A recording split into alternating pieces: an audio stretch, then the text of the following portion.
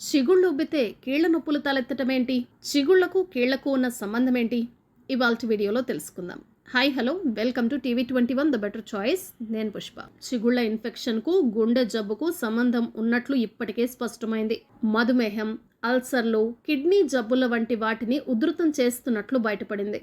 దీంతో కీళ్లను వదలటం లేదు. వయసు మీద పట్టం వల్ల తలెత్తే మామూలు కీళ్ల నొప్పుల్లోనే కాదు, మన రోగనిరోధక శక్తి మన మీదే దాడి చేయటం వల్ల తలెత్తే కీళ్లవాతం సమస్యలోనూ పాలు పంచుకుంటూ ఉంది.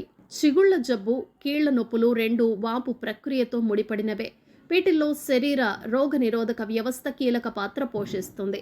చిగుళ్ల జబ్బుకు కారణమయ్యే బ్యాక్టీరియాతో ప్రేరేపితమై వాపు ప్రక్రియ కీళ్ల మీద ప్రభావం చూపుతున్నట్లు అధ్యయనాలు చెప్తున్నాయి.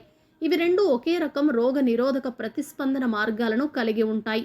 ముఖ్యంగా వాపును ప్రేరేపించే సైటోకైన్లు చిగుర్లనే కాకుండా కీళ్లల్లోని కణజాలాన్ని కూడా దెబ్బతీస్తాయి. కీళ్లవాతం, కీళ్ల నొప్పులు ఉధృతం కావటంలో దీర్ఘకాల చిగుళ్ల జబ్బు పాలుపంచుకుంటూ ఉన్నట్లు అధ్యయనాలు చెప్తున్నాయి. కీళ్లవాతం గలవారికి చిగుళ్ల జబ్బు వచ్చే అవకాశం 2 రెట్లు ఎక్కువ అని ఒక అధ్యయనం చెప్తోంది.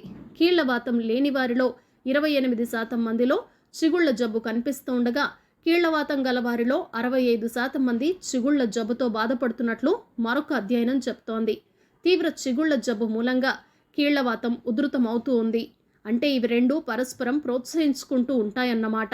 కీళ్లవాతం కీళ్లల్లో మొదలు కావటం లేదని, శరీరంలోని ఇతర భాగాల్లో పుట్టుకొచ్చే ఆటో యాంటీబాడీలు దీనికి బీజం వేస్తున్నాయని పరిశోధనల్లో తేలింది. నోట్లోని బ్యాక్టీరియా కూడా ఇలాంటి ఆటో యాంటీబాడీలకు కారణమవుతుందట.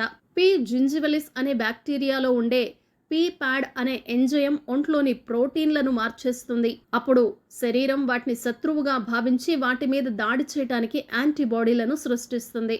ఇవి కీళ్ల మీద ఉండే ప్రోటీన్ల మీద దాడి చేసే క్రమంలో కీళ్లను దెబ్బతీస్తాయి.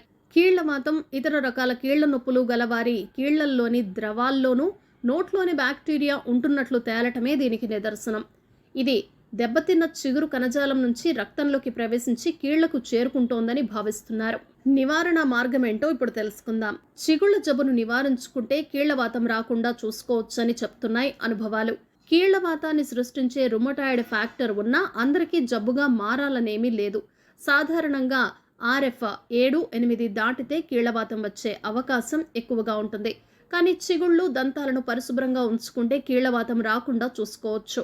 వయసుతో పాటు వచ్చే కీళ్ల నొప్పులను నివారించుకోవచ్చు. నొప్పులున్నా తీవ్రం కాకుండా కాపాడుకోవచ్చు.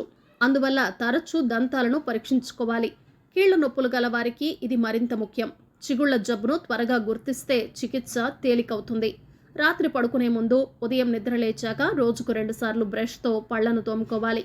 పళ్ళు తోముకుంటున్నప్పుడు రక్తం వస్తూ ఉంటే నిర్లక్ష్యం చేయరాదు. నొప్పి, ఉబ్బు కనిపిస్తే వెంటనే డాక్టర్ను సంప్రదించడం మంచిది. చూశారు కదా, ఇవాల్టి వీడియోలో చిగుళ్లకు కీళ్లకు ఉండే సంబంధం ఏంటో తెలుసుకున్నాం కదా. మరొక చక్కటి వీడియోలో మళ్ళీ కలుసుకుందాం. ఈ వీడియో గనక మీకు నచ్చినట్లయితే తప్పకుండా లైక్ చేయండి, షేర్ చేయండి, సబ్స్క్రైబ్ చేయటం అస్సలు మర్చిపోకండి. TV21 the better choice.